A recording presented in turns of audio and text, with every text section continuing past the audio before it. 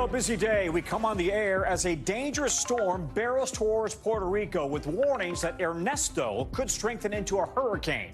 The island has still not recovered from that last hurricane that hit, still going without vital services, and many homes still abandoned in Puerto Rico. We are tracking when we could see the worst of the storm. Plus, a race in the Middle East to stop potential strikes on Israel before they start, as Iran says it has every right, according to Iran, to retaliate against its arch enemy. Now, U.S. officials are headed to the region, hoping to help keep a lid on things. Plus, new reaction just now in from President Biden. Then an abrupt change in leadership at Starbucks. After a tough few years for the company, are you buying Starbucks anymore? Now the company is hoping the newly poached fast food CEO will turn things around. Then the manhunt happening right now for a convicted killer in North Carolina. Why the local sheriff there says that suspect could be anywhere. And in this original reporting tonight, teenagers in Philadelphia unable to leave their homes for fear of being shot. We're looking at the everyday violence there that we as a country tend to ignore. Top of the hour, good day. I'm Tom Costello here on News Now, in for Hallie, and we start by tracking a powerful, dangerous tropical storm heading straight for Puerto Rico and other Caribbean islands. The fifth named storm of this hurricane season. In fact, Ernesto is gaining strength in the Atlantic and forecast to potentially grow into a Category 2 after its expected landfall near Bermuda this weekend. Puerto Rico has activated the National Guard, canceled school, as residents there prepare for a dangerous storm surge up to 10 inches of rain in Puerto Rico. And you will recall, Puerto Rico is still recovering from Hurricane Maria back in 2017. Many there say it's changed the island, with some areas still uninhabitable. And the U.S. East Coast could face impacts from the storm by next week, as some areas still recover from Tropical Storm Debbie. Our team is all over this, the storm threat, what's coming next. NBC's Guad Venegas is standing by for us, but we begin now with NBC meteorologist Angie Lastman. So, Angie, talk us through this. What are you seeing, and what most worries you right now about the track? Hey, Tom, here's the thing. We've got a system that doesn't show any weakening. It's only going to grow from here. It is moving at a pretty quick pace right now, but we've got a whole lot of rain that folks in Puerto Rico, as you just mentioned, are going to start to deal with here as we get through the next 12 to 24 hours. Here's the latest from the top of the hour, 60-mile-per-hour winds, so still Tropical Storm Ernesto, but again, maintaining its kind of healthy growth. It has been battling a little bit of dry air. It's been battling a little bit of shear, but that's not stopping the system. We've got plenty of that rain working towards Puerto Rico and the U.S. Virgin Islands. Notice the Leeward Islands, things are starting to wind down there. We likely will see this system becoming a hurricane just as it's north of Puerto Rico. This is going to be something that we see through the day today, Tom, with plenty of rain on tap for folks there, up to 10 inches possible. Okay, we know you'll be watching it. Thank you, Angie. Let's get to Guad right now. Guad, how bad could things get in Puerto Rico? And is it reminiscent at all of Hurricane Maria for folks who live there? Tom, special attention to the islands on the east part of Puerto Rico, Vieques and Culebra, right? They're the most vulnerable and they're the closest to the storm. Authorities spoke today. They say that the forecast indicates on the current path, it would get as close as 10 miles to the main island in Puerto Rico. So you mentioned Hurricane Maria. Is this reminiscent? Well, there was also Fiona, which hit 2 years ago. And a lot of people are thinking of what Fiona caused, because it's already been a few years since Maria, and the country and the island has been able to invest on the infrastructure, especially the power infrastructure, which is the most vulnerable. So when Fiona hit 2 years ago, people were left without power for weeks, and they've continued to make investments, but it's still not enough. There's a lot of work to be done. So this will be a test to see where the system is now. The governor spoke during a press conference earlier today about the preparations that are being made. Here's the governor speaking. My recommendation to the public at large is to be at home by 6 p.m. today. The peak of this storm in terms of wind damage will be at midnight this evening, but there will be a lot of rain from now on and the whole day tomorrow. So they were saying 24 to 30, 36 hours of rain expected. Now, the governor spoke in English during that part of the press conference because he wanted tourists and Americans that perhaps don't speak Spanish to understand the danger. So they're in the last few hours before the worst of the rain comes to Puerto Rico, and everything is ready as best as they can as they wait for the storm to make its way through, Tom. Yeah, you know what? Let's remind our audience that Puerto Ricans are Americans. That's an important point. What do preps even look like in a place that's still recovering from the most devastating storm 7 years later? Correct, Tom. Puerto Ricans are Americans. I was referring to Americans that might not speak Spanish who are on the island, and that's why the mayor wanted to make sure he did it both in Spanish and in English. Not your mistake. No. It's just there's a common misconception out there about who Puerto Ricans are. They are American citizens. That was my only point. But go ahead. I'm sorry. Yes. That is correct, Tom. So, you know, when we think of the preparations being made in Puerto Rico, Tom, there's going to be a lot of special attention on these islands. I want to mention on the East Coast, especially like Culebra, because when we talk about the investment that's been made in the preparations, they have a lot of new solar panels, and they've essentially figured out a way to not depend on the power infrastructure or the system as they did in the past. So when these storms come by, again, it's a test to see how that will withstand and how these improvements and especially these solar panels can help if they experience power outages again, Tom. All right, buddy. Thank you. Gua Venegas is going to be watching it very closely for us. Just into us in the last few hours, President Biden saying a ceasefire deal in the Middle East is not possible, but that things don't really look good at all right now. Take a listen. It's getting hard. We'll see what Iran does, and we'll see what happens if there's any attack. But I'm not giving up. Yeah, the president saying a ceasefire isn't impossible, with the State Department tonight announcing the U.S. approved $20 billion in weapon sales to Israel as the country braces for a possible retaliatory attack from Iran that seems like it could come at any moment. Iran accuses Israel of violating its sovereignty and territorial integrity by killing a Hamas political leader in Tehran. CIA Director Bill Burns is now heading to the region. The White House Middle East coordinator is already there for what one U.S. official says are critical talks on another potential ceasefire deal, as Iran says it has no plans of getting involved in those talks. NBC's Allison Barber is in Tel Aviv. Allison, there was a projectile, I understand, that was fired from Gaza that landed off the coast of Tel Aviv. The Israeli military not too phased, right? What's the mood in the region right now with all the talk of a looming Iranian attack? Right. So, yeah, Hamas and Israeli officials here in Tel Aviv have said that 2 rockets were fired from Gaza in the direction of Tel Aviv. But ultimately, according to Israel, one of those landed in the waters. The other one, they say, was headed in this direction, but landed again, not directly over in this airspace. Our team, we all heard the sound of those booms over the city midday, but sirens hadn't gone off in the city, and that was, according to officials, because they could tell that these were not going to land over or come over the area where civilians were. In terms of the mood in the area, I think it comes in waves. You have to remember this is a part of the world that is used to conflict. So in some ways, there is this constant feeling of normalcy and calm where people will be out at the beach, they'll be skateboarding, they'll be kind of living life, but there is still very much this risk looming over everything that people are aware of and never minimize. I mean, from the very beginning, Israelis have said they believed it when Iran's supreme leader said that they intended to have some sort of response and to attack Israel after Ismail Haniyeh was killed, assassinated inside of Iran. Tom? Allison, we're seeing some reports, different reports now, that Hamas won't be participating in this newest round of ceasefire negotiations. But at the State Department briefing today, the deputy spokesperson there responding to questions about that. I want to play some of that sound. Take a listen. Our partners in Qatar have assured us that they will work to have Hamas represented. As I just said to Sean, it is far time for Hamas to release the remaining hostages, including the American citizens. But broadly, we fully expect these talks to move forward as they should. Yeah, a lot of moving pieces here. Allison, where do things stand right now?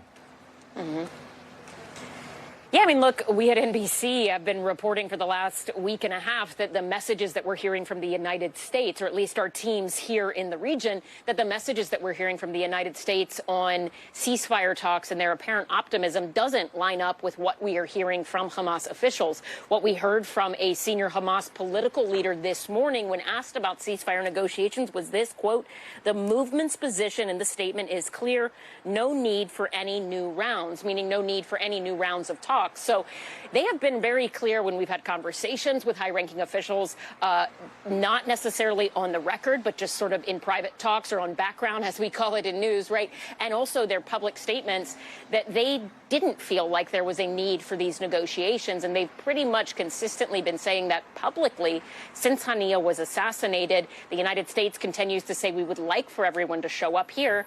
But again, Hamas has said that since Hania was killed. And then once there was that strike inside of Gaza this weekend on that school turned shelter inside of Gaza City, even though Israel said they were targeting Hamas militants, Gaza's civil defense said 100 people died.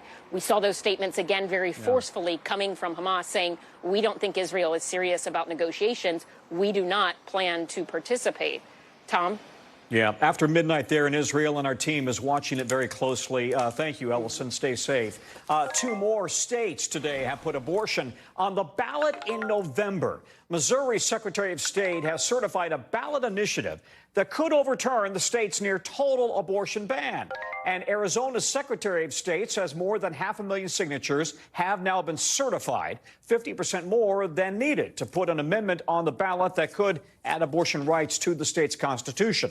The issue has mobilized voters across the country, with Democrats hoping that support for abortion rights will drive voter turnout in their favor. NBC's Laura Jarrett is joining us now. Laura, what would these amendments in Arizona and Missouri do, and where else is abortion on the ballot this year? So, Tom, if they work, these ballot amendments would essentially take us back in time to when Roe v. Wade was the law of the land, and that women could get abortions up to the point of viability, which is usually around 24 weeks, although it's a moving target.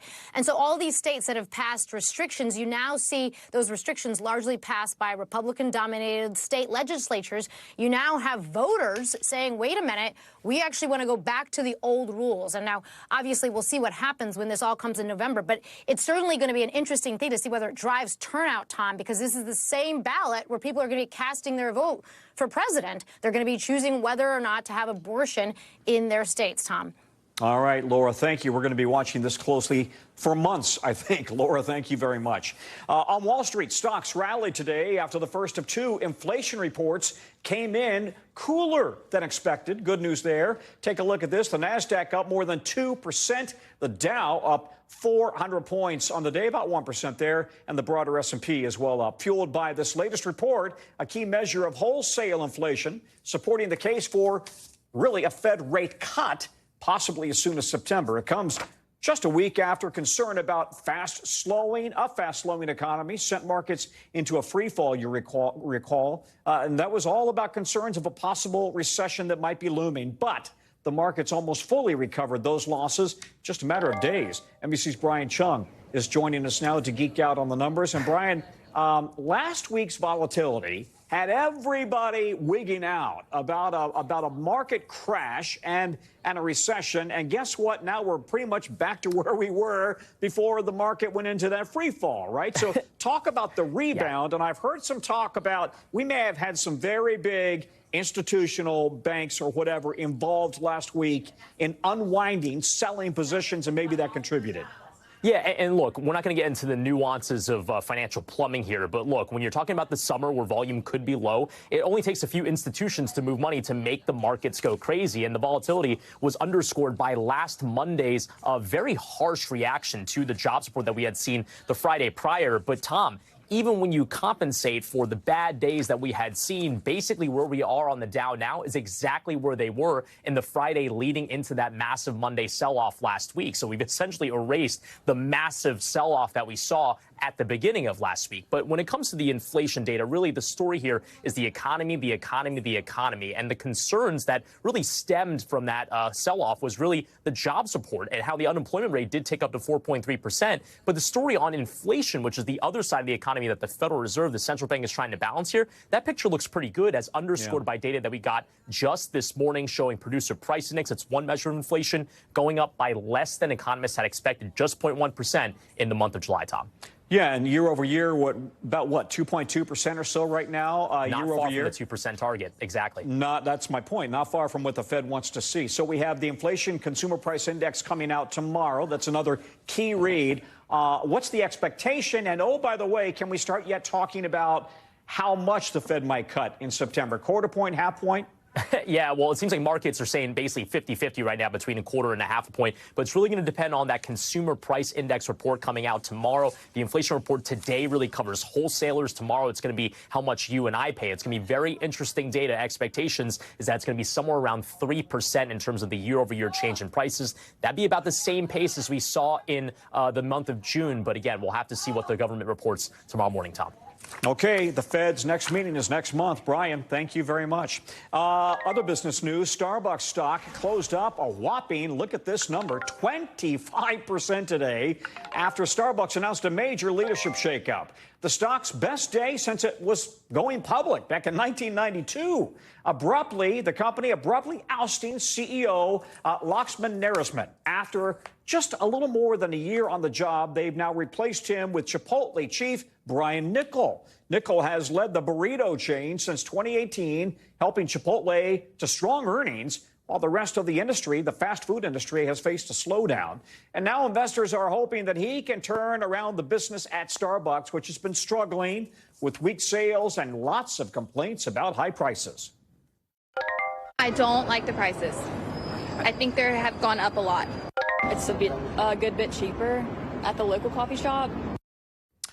Yeah, we heard that a lot. Kate Rogers from CNBC joins me now. And Kate, let's talk more about what led up to this decision for Starbucks to oust their CEO, only on the job for just over a year. Investors seem to like it, right? The stock's done well today. Oh my gosh, Tom. Yeah, investors absolutely loving it. The stock closing up over 24%, as you said, its best day since going public in the 1990s. So as for what led to this, Starbucks has been facing some key challenges, particularly in the last 2 quarters in its 2 most important markets. First, in the U.S., sales have been struggling. It saw high rates, for example, of incomplete mobile orders in the spring, and occasional customers were coming in less. Its now former CEO Narasimhan said there was resistance among customers on pricing. They also needed to speed up order times and find a way to participate in the value conversation.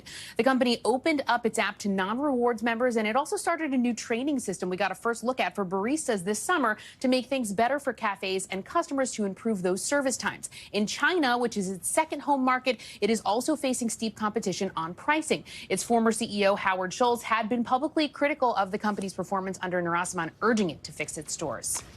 You know, Kate, we're working on the story for NBC Nightly News tonight as well. And what we keep hearing from people is, you know what?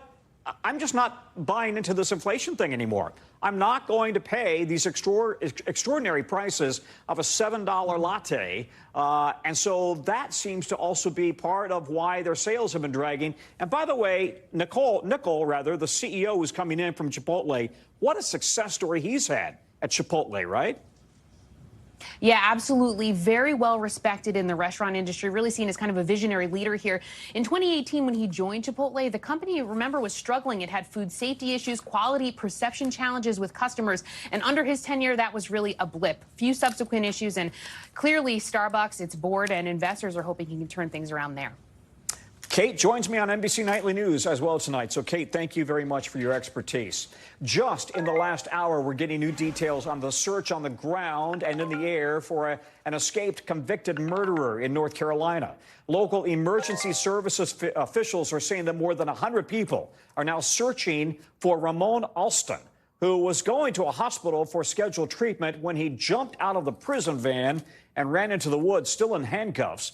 The 30-year-old's been serving a life sentence after he was convicted of shooting and killing a 1-year-old almost a decade ago. A local emergency services official says Alston could be anywhere. Take a listen. We have very little information or no credible evidence to say where this individual is, and our hope tonight is to assure where he is not. Let's bring in now NBC's Priya Sridhar, who's on the story. And Priya, what more do we know about the search and how he ever escaped? Yeah, that's right, Tom. Certainly tense times right now in those North Carolina communities as law enforcement agencies are continuing their search for Ramon Alston. This all started at around 7 o'clock this morning when, as you mentioned, Ramon Alston was being transported to UNC's hospital in Hillsborough for a routine appointment when the two Department of Corrections officers who were escorting him went to the back of the van and they noticed that he had somehow gotten himself out of the leg shackles that he had been contained in. He then took off running to an adjacent wooded area. He had his handcuffs on and a belly chain, and they were attached together with some sort of black box device. Authorities say he was last seen wearing a gray heather T-shirt, khaki colored, dark colored pants, and New Balance tennis shoes. They do say that his clothing was issued by the Department of Corrections, so it should be easily identifiable. But they say at this time, now that it's been about 10 hours, he, of course, could have changed his clothes. Now, you mentioned that he is a convicted felon. He was convicted of first-degree murder for a murder of a one-year-old girl back on Christmas Day in 2015. They say he was in a car with two other men when shots were fired towards an apartment complex where that toddler was playing outside. Of course, they were targeting somebody else, and this toddler was an innocent bystander. But authorities say that he is considered a dangerous individual, so anyone who does come across him should call 911 and not approach him, Tom. Priya Sridhar, thank you very much. Coming up from us, a wildfire in California burning for 3 weeks already with no end in sight. The sheer destruction it's causing coming up in our 5 things. And a potential conflict of interest is raising a glimmer of hope for gymnast Jordan Childs. What it could mean after she was stripped of her Olympic bronze medal. Cross your fingers, we're coming back.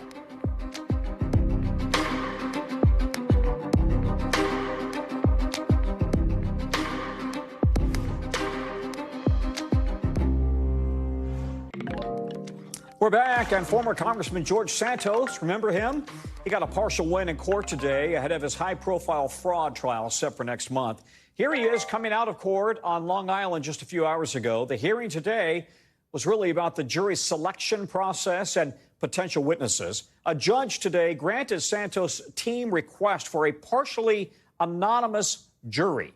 His lawyers also wanted potential jurors to be questioned about their opinions of Santos, because the defense says all the bad press he got after being expelled from Congress could jeopardize his right to a fair trial. The judge denied that request, with prosecutors arguing that's kind of Santos' own fault. He often sought out the cameras.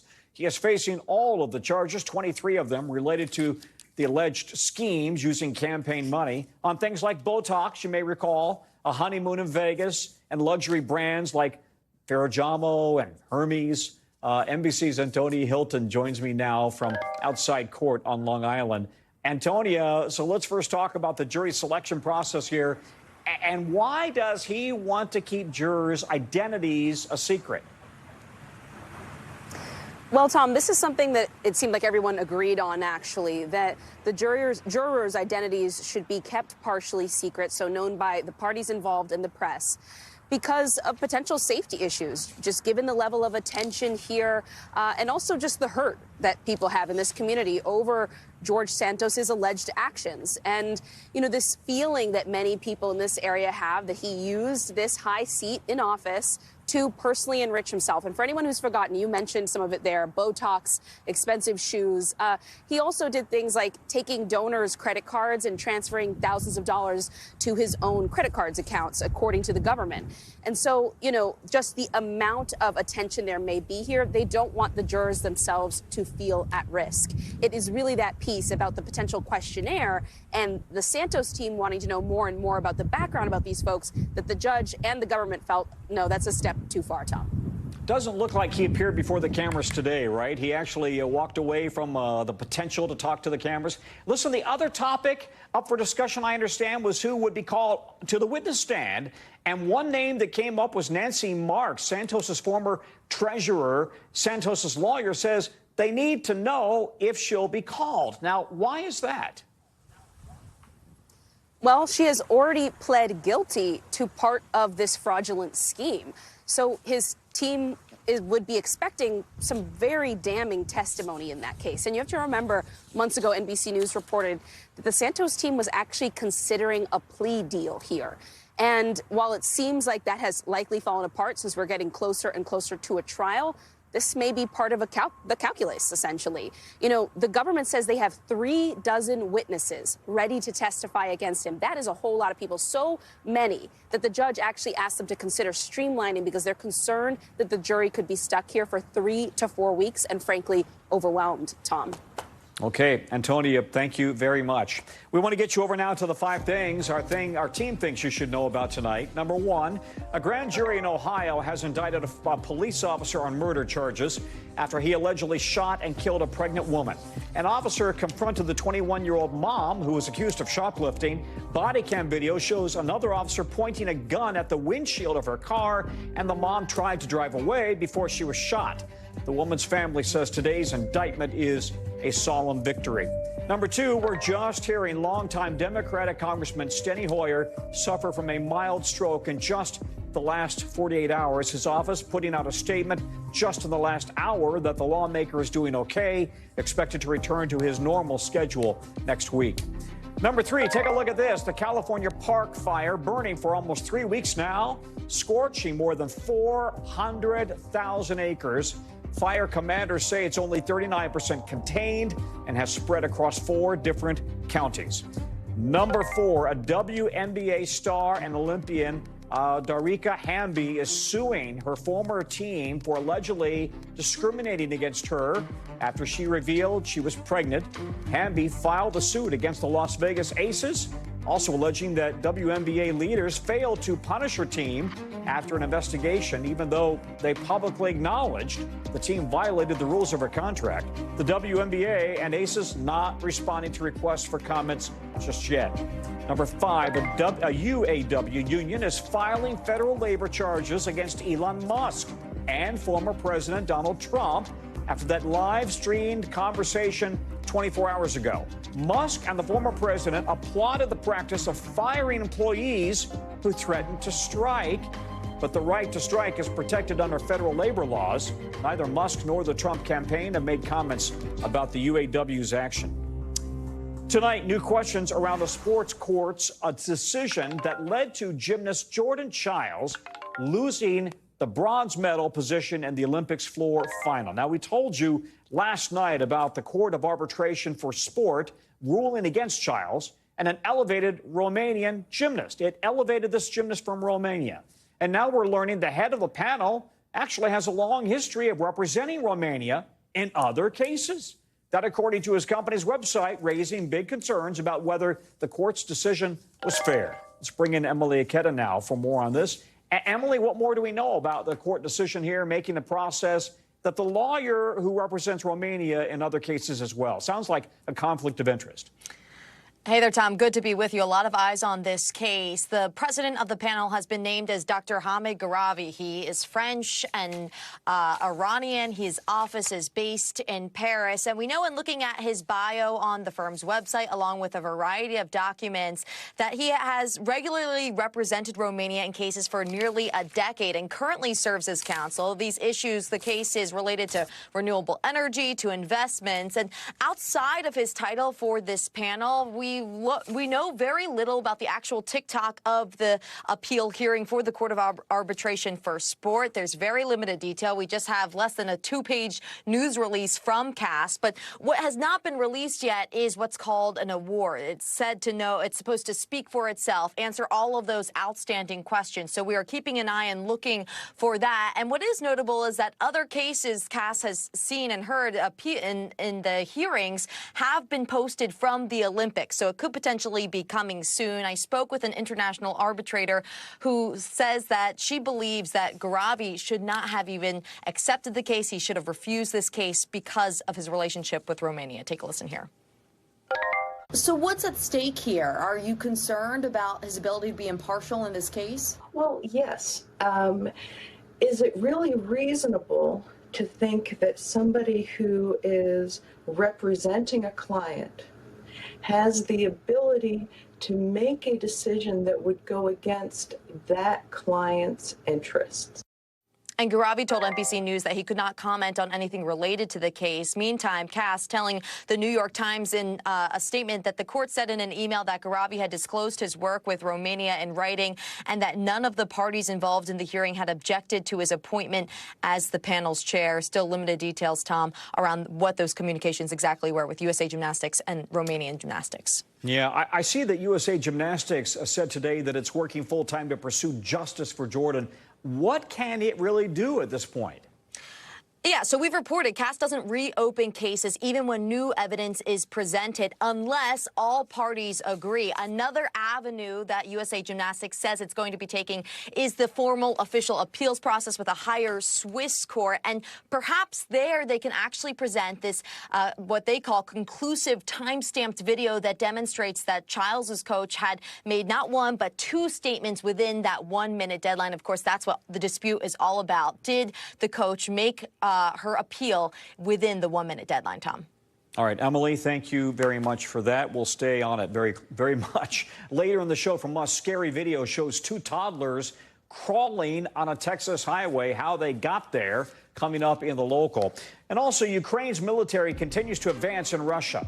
What that could mean for the war's future and the showdown with the West coming up.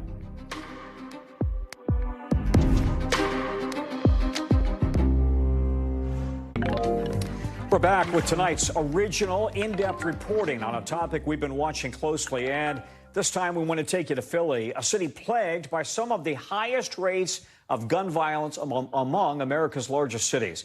But of course, it doesn't stop at Philadelphia. People in cities across the country are shot, killed every day. The numbers are just astonishing. 43,000 people in 2023 dead due to guns, something we're used to hearing about as gun violence continues to wreak havoc and tear families apart across the country. NBC's Yasmin Vasugian went to Philadelphia to speak with the people there, including many kids, about how this impacts their lives. Andre Hill lives in West Philadelphia. He wants to make music and he loves art, but he also dreams of escaping the gun violence in his city. Do you have a fear that something's going to happen to you when you're out? Sure, yes. Definitely have a fear. Because I see you looking around a lot. Is that because you're just looking to see where your friends are at, or is it? No, it's like watching my surroundings. Philadelphia has the highest per capita gun murder rate of the largest 10 cities in America for most of the last 2 decades. This year alone, more than 670 people have been shot, according to city government data, with more than 10 mass shootings.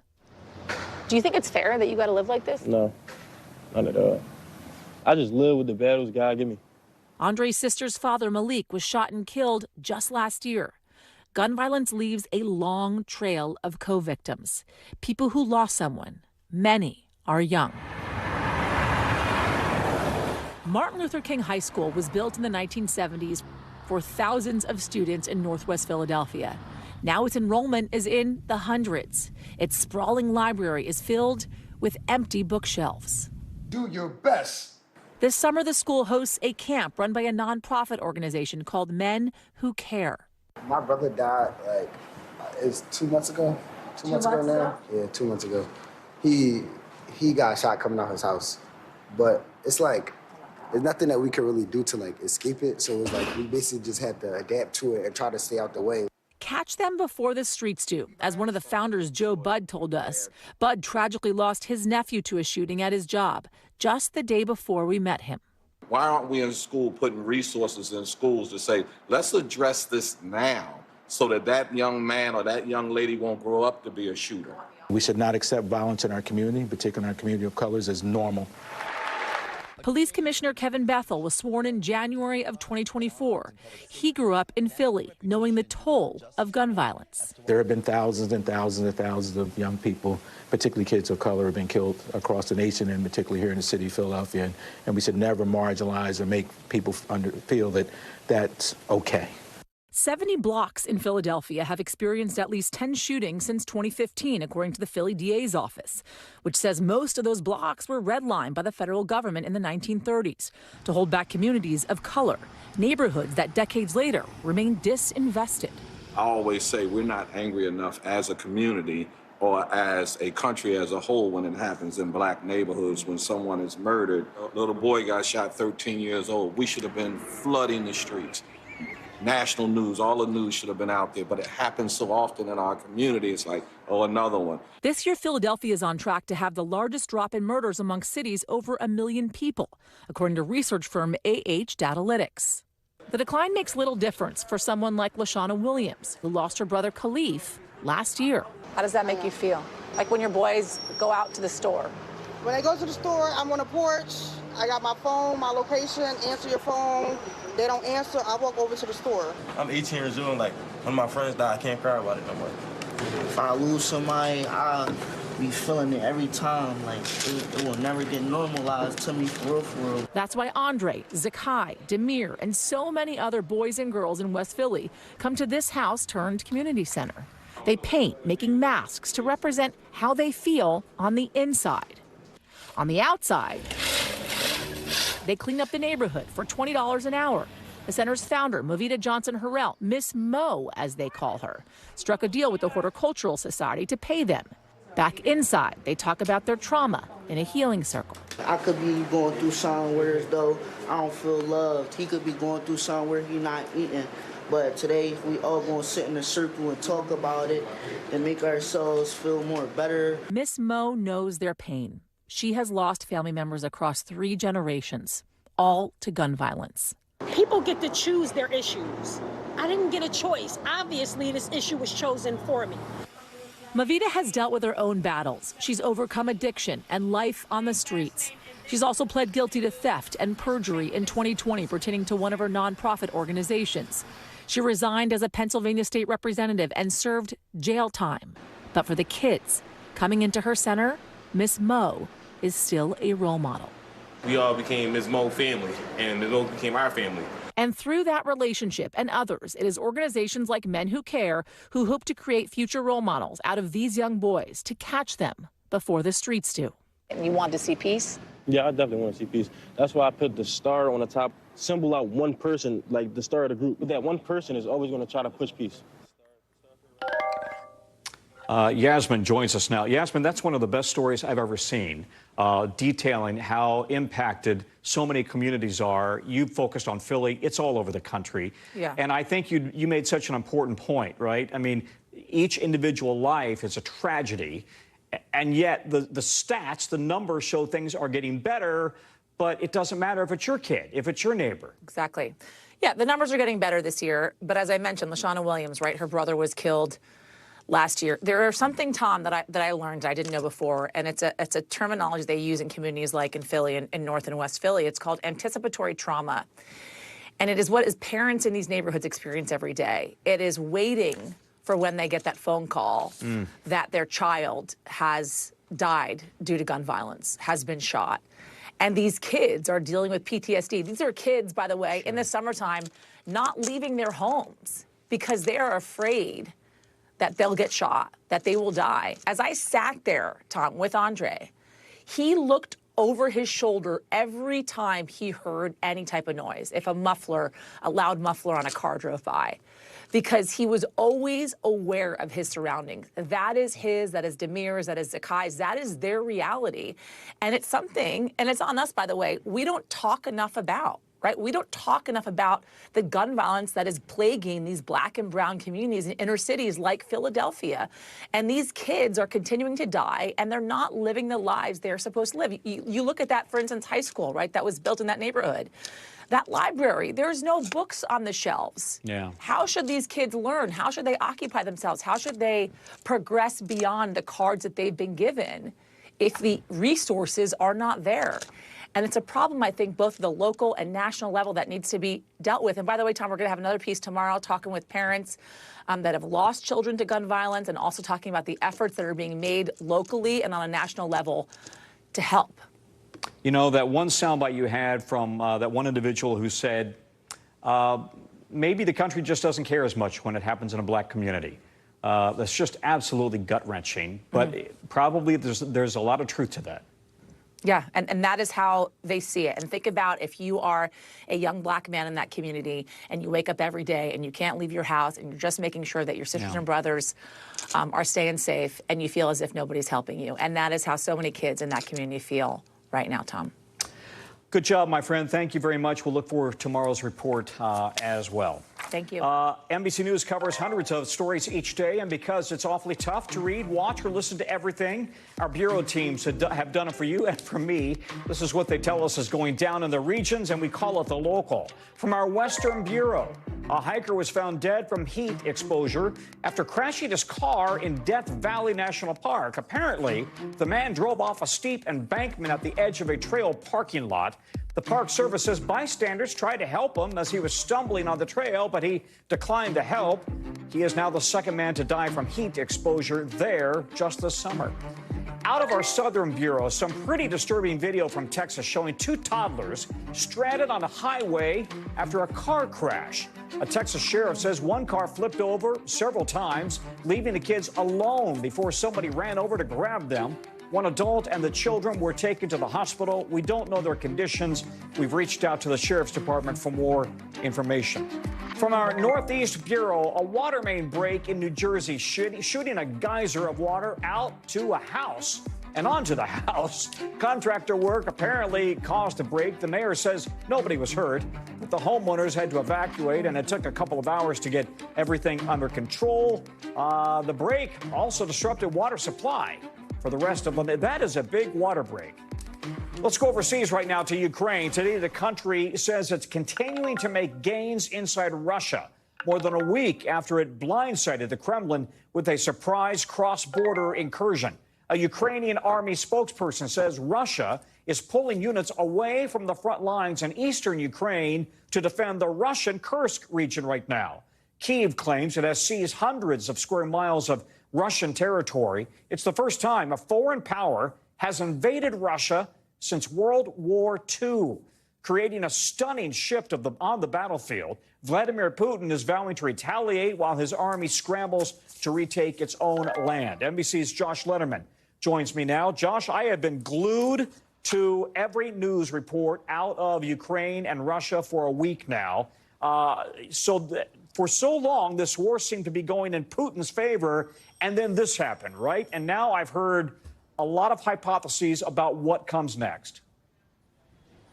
Yeah, and if you were to rewind the clock about a week, Tom, and ask military analysts who were just as shocked as you and I were to see Ukraine go into Russia, what was going to happen next, I think a lot of them would have said, well, this is kind of a blip. It took Russia by surprise, but probably the Russian military, one of the strongest in the world, is likely to get this under control pretty fast and kick the Ukrainians out. That is not what has happened, though. You know, if you think about how for the last 2.5 years we've been watching Russians planting Russian flags in Ukrainian territory, we are now seeing video of Ukrainians planting flags in Russian territory. This is not anything anyone would have expected and has really flipped the narrative about the war. But that having been said, I think it's important for us to note it hasn't necessarily changed the trajectory of the war. All in all, Russia still has the upper hand. They have control over roughly 1/5 of the country of Ukraine. And of course, that is really the ball game here. That is what Ukraine is looking to try to end. Josh, stay on it. We'll certainly be watching. Thanks very much. Josh Letterman there. Still to come from us, solar flares. They could give the planet quite the light show this week. Why it might also spell trouble for some of your electronics. Stay with us. Back now, a rare, unusually powerful storm on the surface of the sun could supercharge the northern lights over Earth this week. Massive plumes of solar flares are smashing into the Earth's magnetic field, and they're continuing tonight. They could be visible across the night sky faintly. And while they could look really cool, scientists warn the magnetic storm could also create some disruptions, like interfering with GPS and radio and even the power grid. And if all this sounds like deja vu, yeah, we've been here before. It all happened back in May. Remember these amazing images of the aurora borealis visible all over the world? We've got a very special guest to talk about all of this today. Paul Sutter is an astrophysicist and author of the book Your Place in the Universe, and he joins me now. Paul, it's been a while since we last talked about solar flares and storms and auroras. Remind our audience and me about coronal mass ejections, these plasma eruptions coming off the sun, and why it's happening. Yes, this is a perfectly normal event that occurs almost regularly on the surface of the sun. These are caused by the sun's supercharged magnetic fields that get all tangled up on themselves, and then they snap like an overstretched rubber band, and they release a tremendous amount of energy. And in the process, they can dredge up plasma, superheated material from the sun itself, and send it hurtling into the solar system. This is what we call a coronal mass ejection, and just such an event is washing over the Earth as we speak. And so this aurora is also coinciding with some other celestial events this week. Could stargazers be in for a bit of a double feature then? And by the way, don't look at the sun with the naked eye. We would hasten to add. But could stargazers be in for a double feature? Absolutely. And this is one of the best coincidences. Nobody planned this. Nobody arranged it, but we still get to enjoy it. This particular flare is very strong, but not strong enough to be worrying in terms of disruptions to electrical power or satellites, but it is strong enough to be enjoyed. The farther north you are, cities like Seattle, Minneapolis, Detroit, maybe even like Boston and New York City, depending on the strength of the storm tonight, will get a good view. And then simultaneously, tonight, we are near the peak of the Perseid meteor shower, an annual meteor shower. So get out there, find a dark sky, a nice quiet spot, enjoy the view, enjoy the show that nature is putting on for us.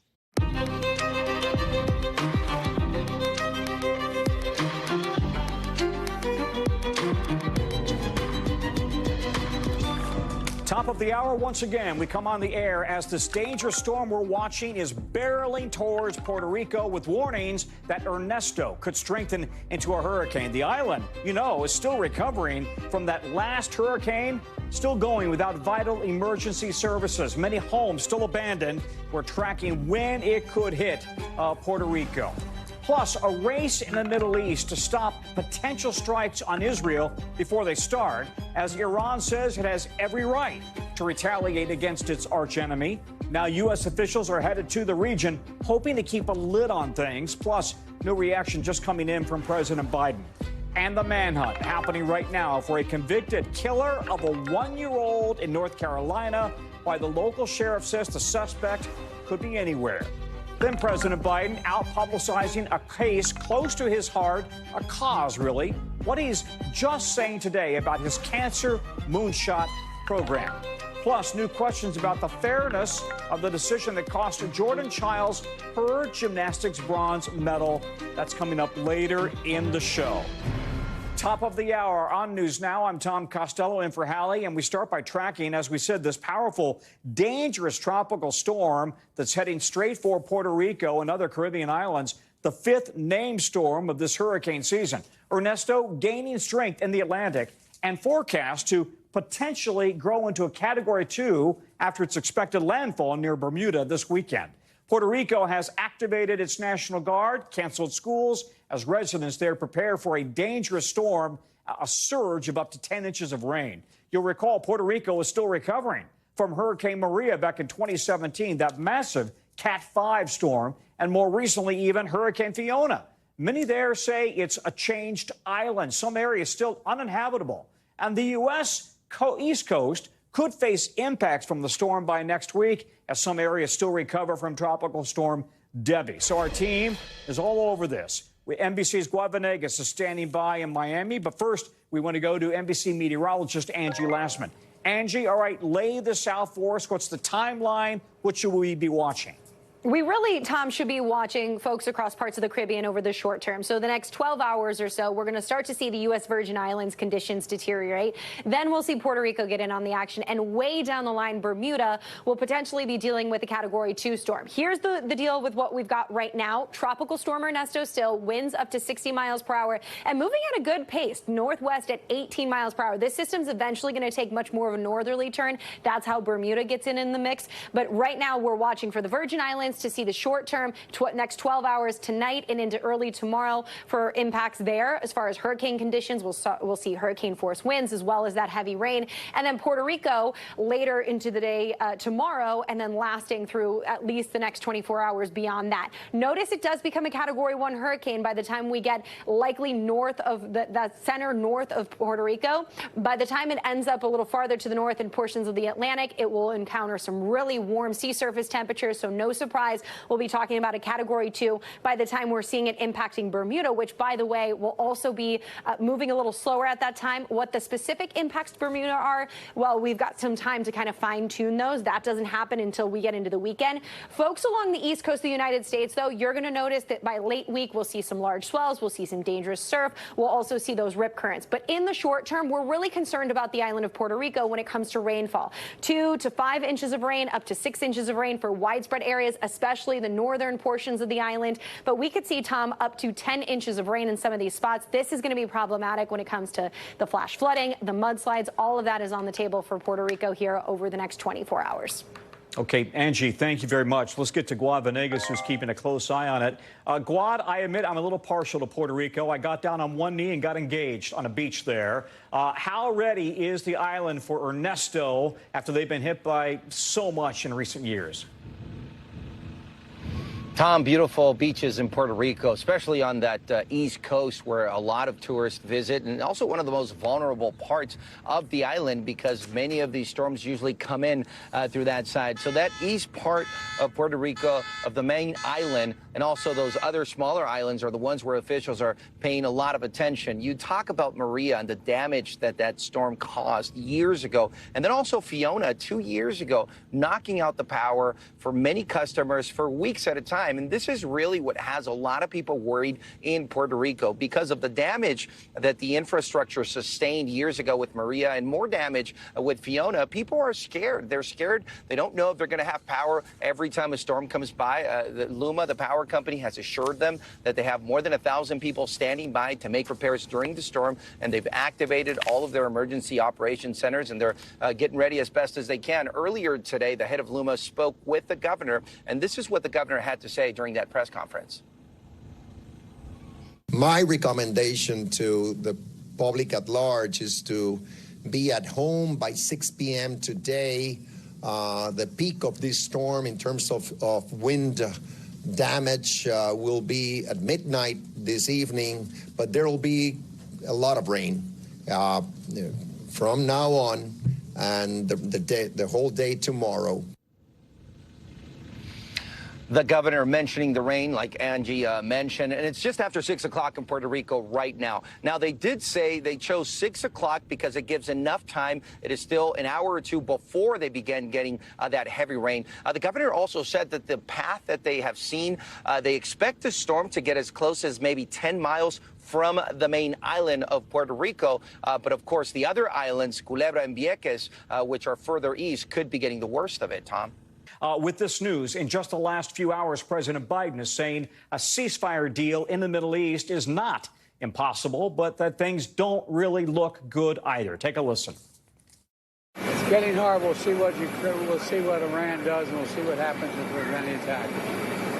But I'm not giving up. With the State Department tonight announcing the U.S. approved $20 billion in weapons sales to Israel as the country faces for a possible retaliatory attack from Iran that seems like it could come at any moment. Iran accuses Israel of violating its sovereignty and territorial integrity by killing a Hamas political leader in Tehran. CIA Director Bill Burns is now headed to that region. The White House Middle East coordinator is already there. For what one U.S. official says are critical talks on another potential ceasefire deal, as Iran says it has no plans of getting involved in those talks. NBC's Allison Barber is in Tel Aviv. Allison, we mentioned the arms sale to Israel that was just announced, but we don't expect that those weapons will arrive anytime soon. Talk about the current situation on the ground with the threat from Iran, and what's the feeling in Israel right now? I mean, look, we know the United States has moved assets into the region in anticipation of that potential strike from Iran. Iran has continued to say that they do intend to take some sort of action following the assassination of Ismail Haniyeh, the former political leader of Hamas, the now late political leader of Hamas, inside of Iran. But what U.S. officials, Israeli officials have said, and what Iran had never publicly said, was exactly when or how large of an attack this would be. There was some reporting from an Iranian outlet that is actually, it was considered sort of a dissident outlet, right? It's based in London now, outside of Iran. But a couple of days ago, they had reporting saying there were some internal discussions taking place between Iran's new president and the supreme leader, where the supreme leader was saying that the retaliation or the response should be hitting Israel directly with inside of their borders. And then reportedly, the new president was saying at the time, possibly, that he wanted the supreme leader to consider striking Israel, something that was considered an Israeli asset, but outside of Israel, to not overly escalate the situation. But since then, we have seen Iran come out with, again, doubling down on saying they do plan to have some sort of response to that assassination that took place. And they say Israel was behind it inside of their territories. Israel has said consistently they feel like they and their military, the IDF, are ready for that sort of response, and also that they are ready to take a counter strike moving forward. But the United States, other regional leaders, they all hope this entire thing can be avoided. Reuters today, citing 3 Iranian sources, said that they are saying that they will ultimately carry out this retaliatory strike if a ceasefire deal is not negotiated, or if they feel like Israeli Prime Minister Benjamin Netanyahu is dragging his feet. So President Biden making that reference to, we'll see what happens with the deal. It seems like it's something that Iran is watching as well. But as far as we know right now, Hamas doesn't plan to attend those negotiations come Thursday. Tom? Well, as I understand it, Iran is pushing back on global calls not to retaliate, and Iran says it has no plans to participate in a ceasefire deal either. Right. Yeah, you know, it's interesting because that reporting that started circulating this morning about the idea of whether or not Iran would be present was surprising to those of us in the region, because Iran has never been part of those ceasefire negotiations. It has always been Egypt, Qatar, the United States acting as mediators, and then, of course, Israel and Hamas being the parties that are trying to negotiate. But yes, Iran, when asked if they were going to be participating in these, they said they were not. I think that's consistent with what we've seen throughout these negotiations. They have never been a part of it. They won't be a part of it now, but they are a big factor in all of this because of their close ties, their close relationship, particularly with Hezbollah in the north, in Lebanon, and also because of the fact that Haniyeh was assassinated inside of their territory, and this now looming threat where they say they're going to respond. Remember, they were involved in some ways in this, and some people would argue they have been from the beginning because of their proxies, but they were more directly involved in this in April when they did launch over 300 missiles and drones towards Israel. The vast majority, all of those, were intercepted by Israel as well as some allies in the region. But they launched that strike because there were Iranian Revolutionary Guard members who were killed at a base in Syria. They say the assassination of Haniyeh inside of their territory was a much bigger deal because it violated, in their view, their sovereignty. And that is something they say they cannot just let go and lie where it is. And that's something that we have heard directly from the supreme leader. And despite them sort of backing off on some intense rhetoric, once we saw that strike inside of Gaza on that school-turned-shelter this weekend, it ramped back up again, where they said that they believe, based on looking at that strike, Hamas said this as well, that Israel is the one trying to ignite a regional war. Of course, that's something that Israel adamantly denies. Tom? Yeah, it looks and feels like a tinderbox. Ellison, thank you very much. Here on Wall Street, stocks rallied today after the first of 2 inflation reports this week came in cooler than expected. Take a look at this. The Dow up 400 points. The S&P up more than 1.5%. The NASDAQ also up more than 2%. Big day there. Fueled by this latest report, a key measure of wholesale inflation supporting the case for a Fed rate cut possibly as soon as September. It comes just a week after concern about a fast-slowing economy sent markets into a free fall worldwide and fueling concerns of a possible recession. But the markets almost fully recovered those losses in just a matter of days. NBC's Brian Chung is joining us now. Last week's volatility had everybody wigging out about a market crash and a recession. And guess what? Now we're pretty much back to where we were before the market went into that free fall, right? So talk about the rebound. And I've heard some talk about we may have had some very big institutional banks or whatever involved last week in unwinding, selling positions, and maybe that contributed. Yeah, and look, we're not going to get into the nuances of financial plumbing here, but look, when you're talking about the summer where volume could be low, it only takes a few institutions to move money to make the markets go crazy, and the volatility was underscored by last Monday's very harsh reaction to the jobs report that we had seen the Friday prior. But Tom, even when you compensate for the bad days that we had seen, basically where we are on the Dow now is exactly where they were in the Friday leading into that massive Monday sell-off last week. So we've essentially erased the massive sell-off that we saw at the beginning of last week. But when it comes to the inflation data, really the story here is the economy, the economy, the economy. And the concerns that really stemmed from that sell-off was really the jobs report and how the unemployment rate did tick up to 4.3%. But the story on inflation, which is the other side of the economy that the Federal Reserve, the central bank, is trying to balance here, that picture looks pretty good, as underscored by data that we got just this morning showing producer price index. It's one measure of inflation going up by less than economists had expected, just 0.1% in the month of July, Tom. Yeah, and year over year, about 2.2% or so right now, not year far over year. From the 2% target, exactly. That's my point. Not far from what the Fed wants to see. So we have the inflation consumer price index coming out tomorrow. That's another key read. What's the expectation? And oh, by the way, can we start yet talking about how much the Fed might cut in September? Quarter point, half point?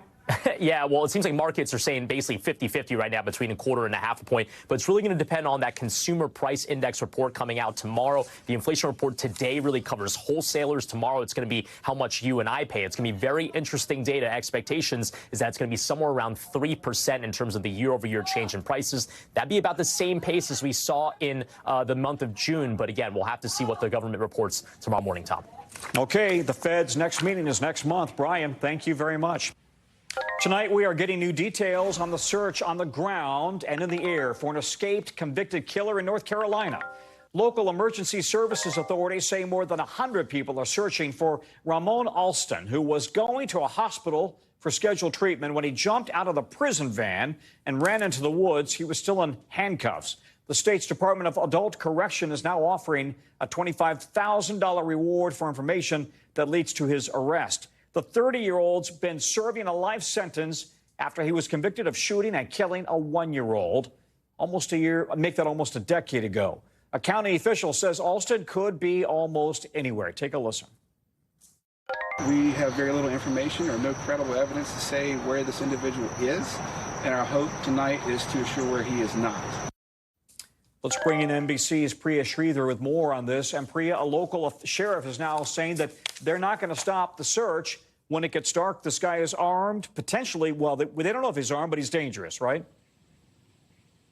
Yeah, absolutely, Tom. It's been almost 11 hours now. And as we know, whenever law enforcement officials are conducting a search like this, every hour that goes on is more potential for that person to get farther and farther away. However, law enforcement officials in the Hillsborough area say they believe that Ramon Alston has friends and family in the area. And that's one of the reasons they decided to issue this $25,000 reward, because they believe that someone out there has an idea of where he exactly is. And so right now they've created kind of a radius of around 580 acres that they're searching. They've really narrowed it down to 180 acres, which is around that hospital area, which is where he made his first escape. They say that he was wearing a heather gray T-shirt with khaki or darker colored pants and New Balance tennis shoes. When he initially made that escape into the woods, he actually had a belly chain around him and his hands were still handcuffed, and they were attached to the belly chain with some sort of black box device. However,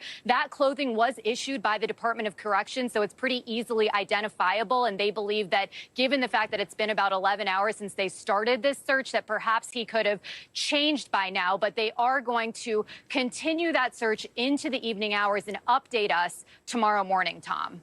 Okay, Priya, thank you very much. Keep us informed. We're going to be watching closely. President Biden is in New Orleans tonight, where he announced a lot of money that will be going towards research to help beat cancer. You see him there, the president and the first lady, touring medical facilities and promoting the administration's Moonshot initiative. As you know, that's aimed at reducing cancer deaths. Here's the president. They asked me whether this moonshot would work.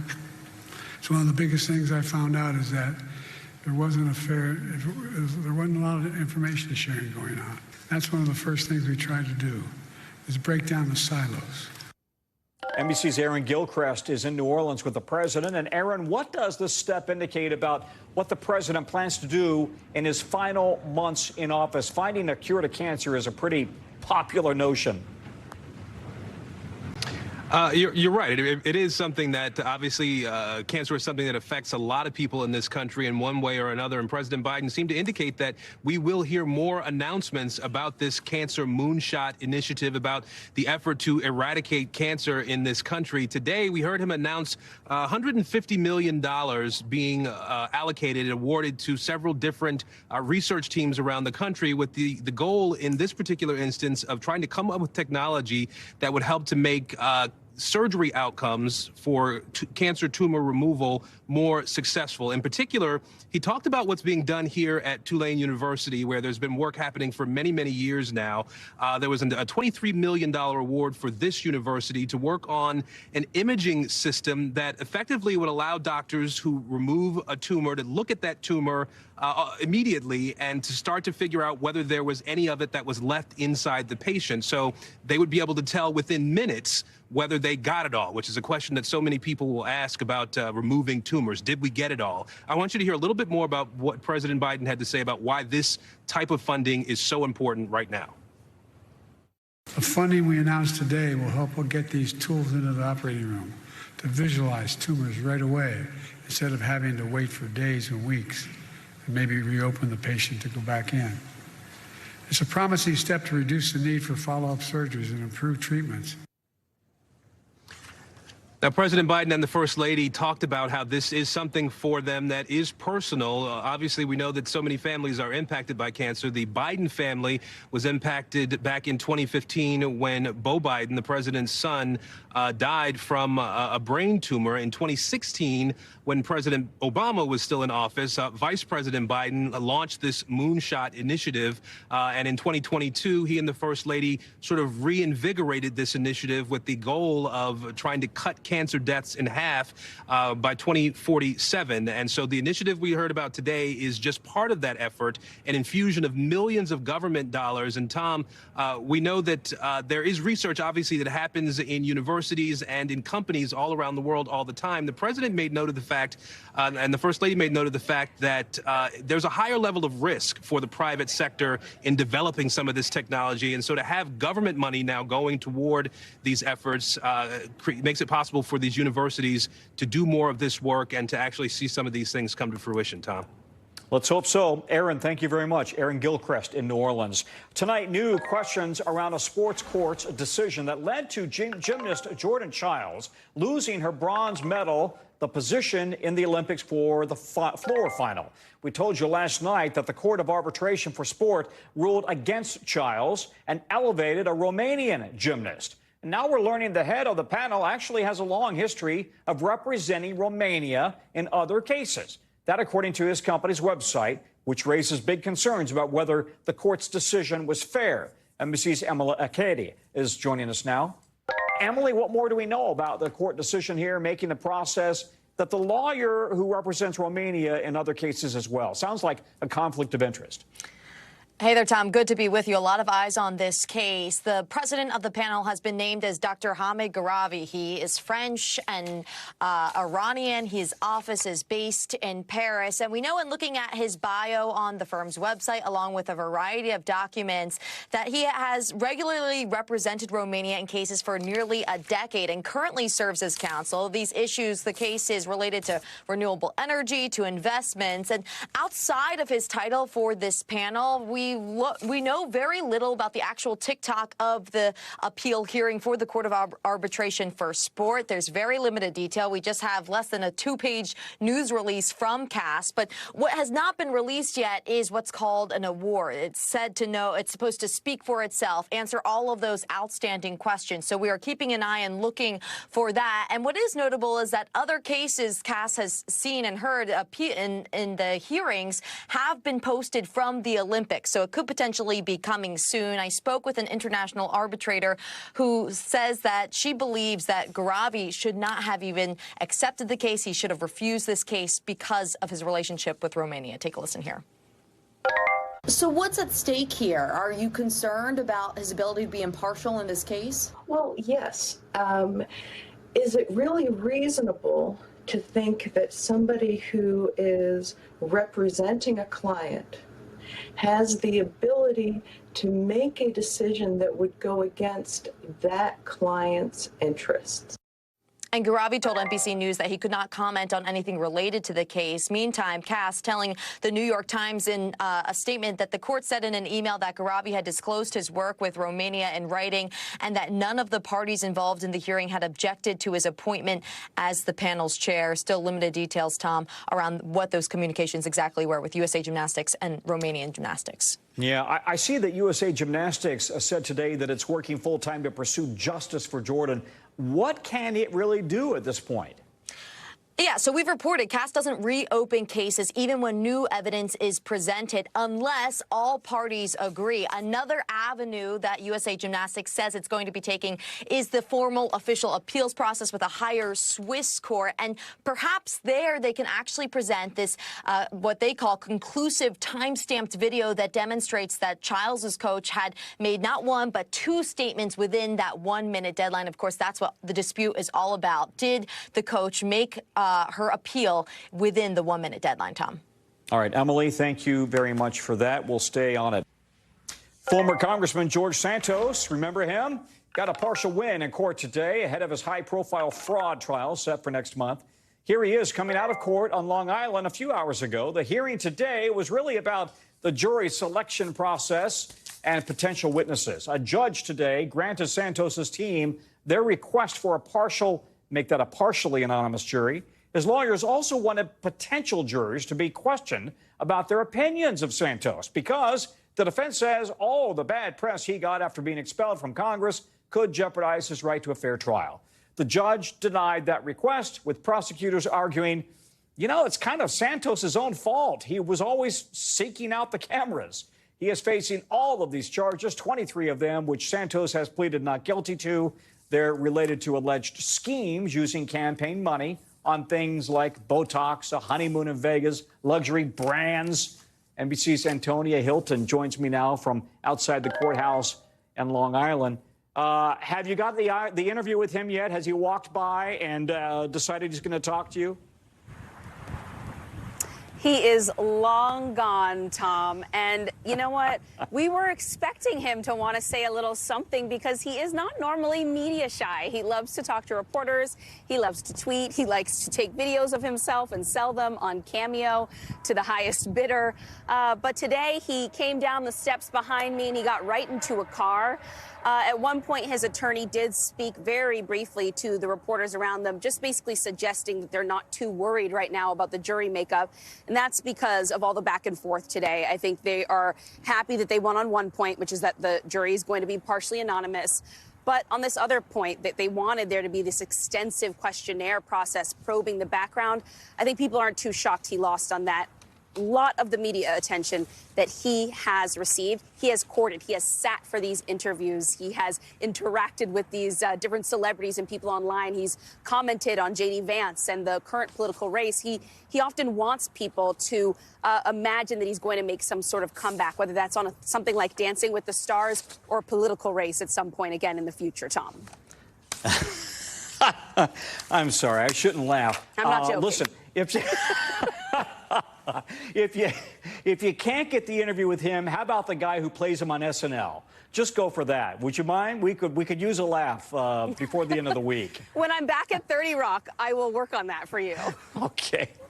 All right, Antonia, good sport. Thank you very much. Antonia Hilton remains on the Santos story for us. Let's get you over to the 5 things our team thinks you should know about tonight. Number 1, demolition crews tearing down a Texas church known as the site of the deadliest church shooting in U.S. history. It is the Baptist Church, where you may recall a gunman killed over a dozen people back in 2017. A judge approved the decision to demolish the church last month, but not with controversy. Some members filed a lawsuit hoping to stop the demolition from happening.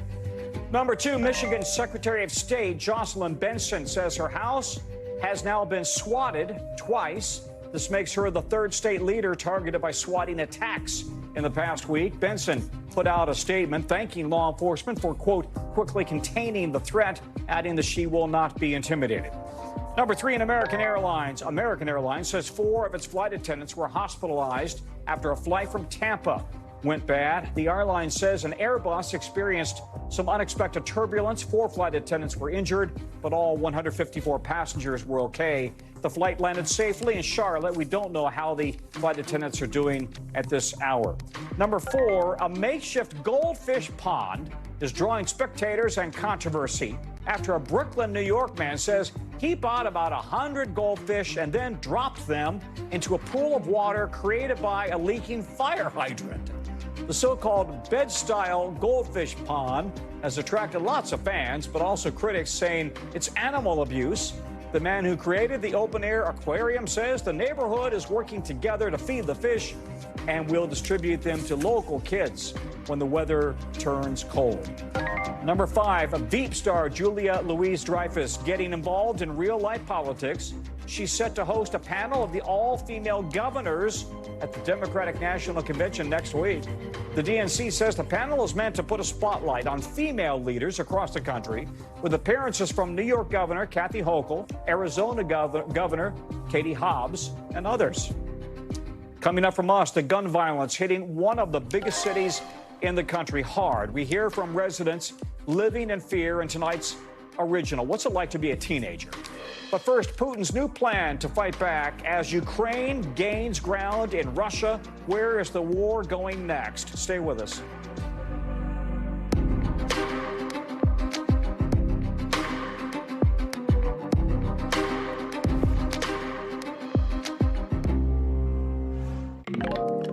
To tonight's original now, in-depth reporting on a topic we've been watching closely. And tonight, we're going to take you to Philly, a city plagued by some of the highest rates of gun violence among America's largest cities. But of course, it doesn't stop in Philadelphia. People in cities across the country shot and killed every day. Look at that stat. 43,000 people in 2023 dead because of guns. Something we're used to hearing about as gun violence continues to wreak havoc and tear families apart across the country.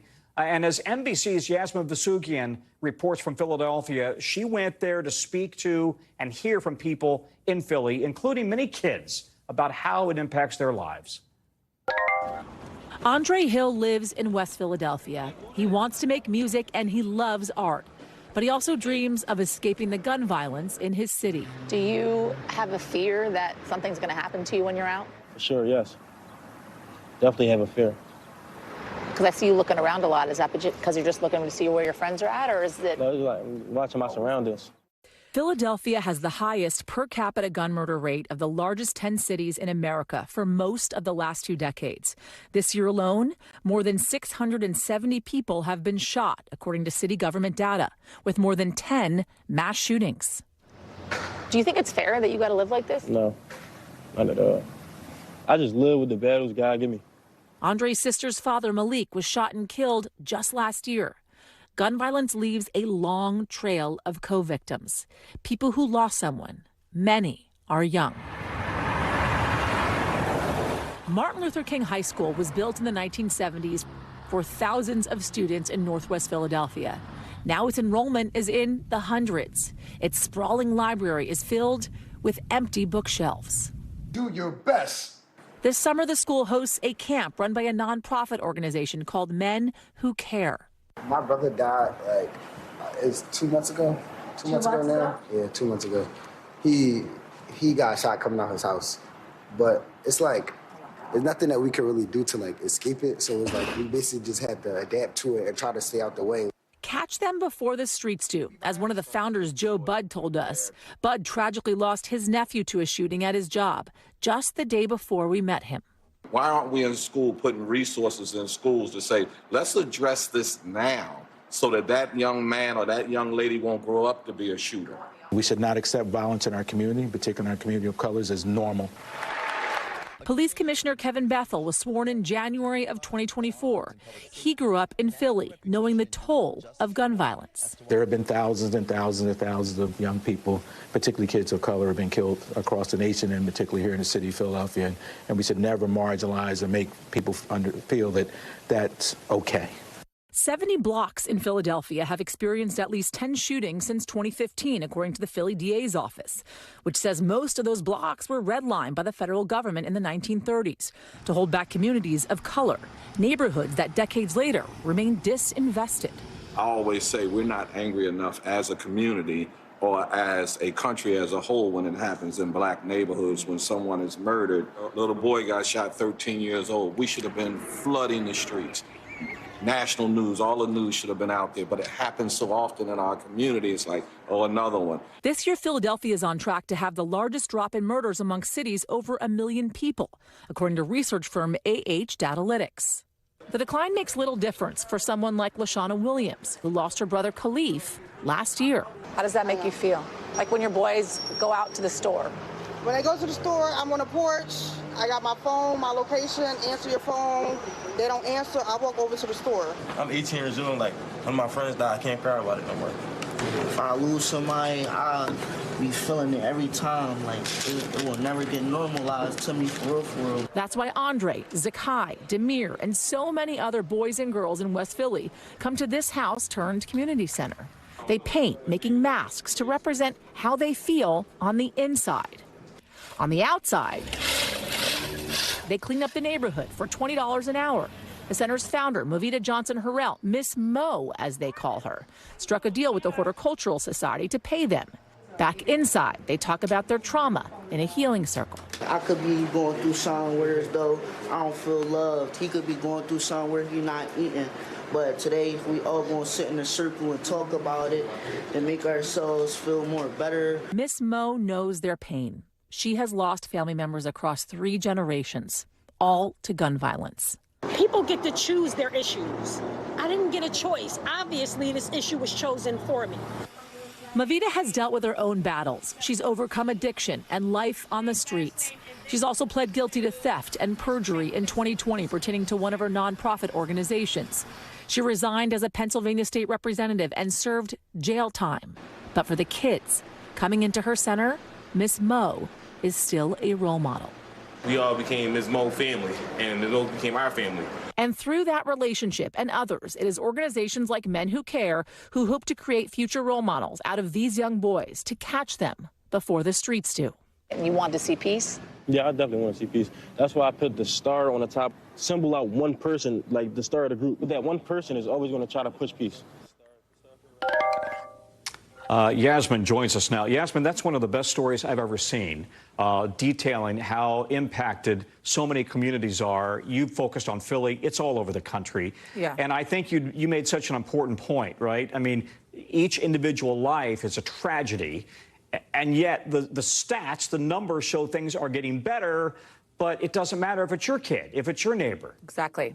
Yeah, the numbers are getting better this year, but as I mentioned, LaShawna Williams, right, her brother was killed last year. There is something, Tom, that I learned I didn't know before, and it's a terminology they use in communities like in Philly and in North and West Philly. It's called anticipatory trauma, and it is what parents in these neighborhoods experience every day. It is waiting for when they get that phone call that their child has died due to gun violence, has been shot. And these kids are dealing with PTSD. These are kids, by the way, in the summertime, not leaving their homes because they are afraid that they'll get shot, that they will die. As I sat there, Tom, with Andre, he looked over his shoulder every time he heard any type of noise, if a loud muffler on a car drove by, because he was always aware of his surroundings. That is Demir's, that is Zakai's, that is their reality. And it's something, and it's on us, by the way, we don't talk enough about. Right? We don't talk enough about the gun violence that is plaguing these black and brown communities in inner cities like Philadelphia. And these kids are continuing to die, and they're not living the lives they're supposed to live. You look at that, for instance, high school, right, that was built in that neighborhood. That library, there's no books on the shelves. Yeah. How should these kids learn? How should they occupy themselves? How should they progress beyond the cards that they've been given if the resources are not there? And it's a problem, I think, both at the local and national level that needs to be dealt with. And by the way, Tom, we're going to have another piece tomorrow talking with parents that have lost children to gun violence, and also talking about the efforts that are being made locally and on a national level to help. You know, that one soundbite you had from that one individual who said, maybe the country just doesn't care as much when it happens in a black community. That's just absolutely gut-wrenching, but probably there's a lot of truth to that. Yeah, and that is how they see it. And think about if you are a young black man in that community and you wake up every day and you can't leave your house and you're just making sure that your sisters and brothers are staying safe, and you feel as if nobody's helping you. And that is how so many kids in that community feel right now, Tom. Good job, my friend. Thank you very much. We'll look for tomorrow's report as well. Well, NBC News covers hundreds of international stories every day, and because it's tough to read, watch, or listen to everything, our teams have done it for all of us. And here's a look at what they tell us is going down in their areas. We call it the global. From Australia, new details coming out today about that unauthorized helicopter flight which crashed into a hotel there. Queensland police say the pilot was flying alone when he crashed and that he had been partying the night before. They also say he did not even have a pilot's license in Australia. He was just part of the ground crew for an aviation company. Police are still investigating the cause. From the Philippines, a gymnast there earlier today got a hero's welcome, smothered in rewards after he won 2 golds at the Paris Olympics. Carlos Yu Lo won the men's floor and vault categories, some of the biggest victories ever for the country. Aside from the gold on his neck, Yu Lo will get piles of cash, more than $1 million worth of gifts, including free flights, an apartment, beach house, and free lunch and dinner buffets for life. Early morning practices paid off for Carlos.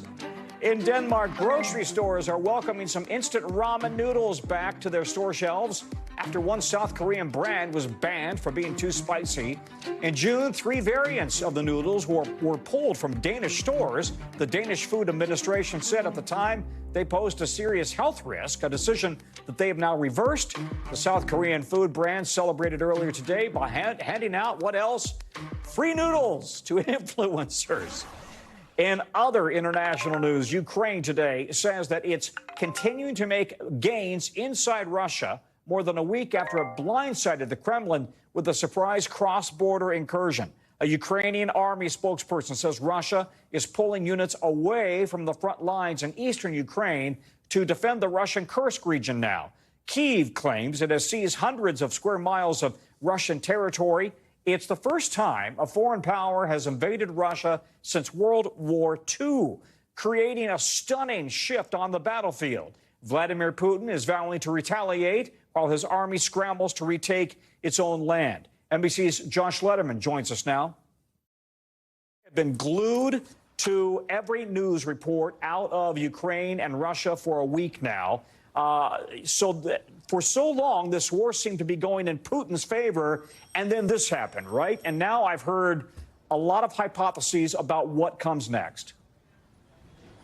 Yeah, and if you were to rewind the clock about a week, Tom, and ask military analysts who were just as shocked as you and I were to see Ukraine go into Russia, what was going to happen next, I think a lot of them would have said, well, this is kind of a blip. It took Russia by surprise, but probably the Russian military, one of the strongest in the world, is likely to get this under control pretty fast and kick the Ukrainians out. That is not what has happened, though. You know, if you think about how for the last 2.5 years we've been watching Russians planting Russian flags flags in Ukrainian territory. We are now seeing video of Ukrainians planting flags in Russian territory. This is not anything anyone would have expected and has really flipped the narrative about the war. But that having been said, I think it's important for us to note it hasn't necessarily changed the trajectory of the war. All in all, Russia still has the upper hand. They have control over roughly 1/5 of the country of Ukraine. And of course, that is really the ball game here. That is what Ukraine is looking to try to end. Josh, stay on it. We'll certainly be watching. Thanks very much. Josh Letterman there. Still to come from us, solar flares. They could give the planet quite the light show this week. Why it might also spell trouble for some of your electronics. Stay with us.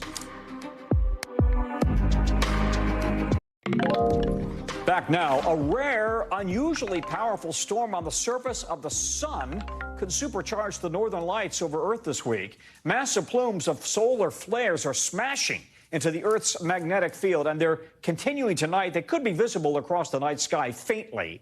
And while they could look really cool, scientists warn the magnetic storm could also create some disruptions, like interfering with GPS and radio and even the power grid. And if all this sounds like deja vu, yeah, we've been here before. It all happened back in May. Remember these amazing images of the aurora borealis visible all over the world? We've got a very special guest to talk about all of this today. Paul Sutter is an astrophysicist and author of the book Your Place in the Universe, and he joins me now. Paul, it's been a while since we last talked about solar flares and storms and auroras. Remind our audience and me about coronal mass ejections, these plasma eruptions coming off the sun, and why it's happening. Yes, this is a perfectly normal event that occurs almost regularly on the surface of the sun. These are caused by the sun's supercharged magnetic fields that get all tangled up on themselves, and then they snap like an overstretched rubber band, and they release a tremendous amount of energy. And in the process, they can dredge up plasma, superheated material from the sun itself, and send it hurtling into the solar system. This is what we call a coronal mass ejection, and just such an event is washing over the Earth as we speak. And so this aurora is also coinciding with some other celestial events this week. Could stargazers be in for a bit of a double feature then? And by the way, don't look at the sun with the naked eye. We would hasten to add. But could stargazers be in for a double feature? Absolutely. And this is one of the best coincidences. Nobody planned this. Nobody arranged it, but we still get to enjoy it. This particular flare is very strong, but not strong enough to be worrying in terms of disruptions to electrical power or satellites, but it is strong enough to be enjoyed. The farther north you are, cities like Seattle, Minneapolis, Detroit, maybe even like Boston and New York City, depending on the strength of the storm tonight, will get a good view. And then simultaneously, tonight, we are near the peak of the Perseid meteor shower, an annual meteor shower. So get out there, find a dark sky, a nice quiet spot, enjoy the view, enjoy the show that nature is putting on for us. Thanks for watching. Stay updated about breaking news and top stories on the NBC News app or follow us on social media.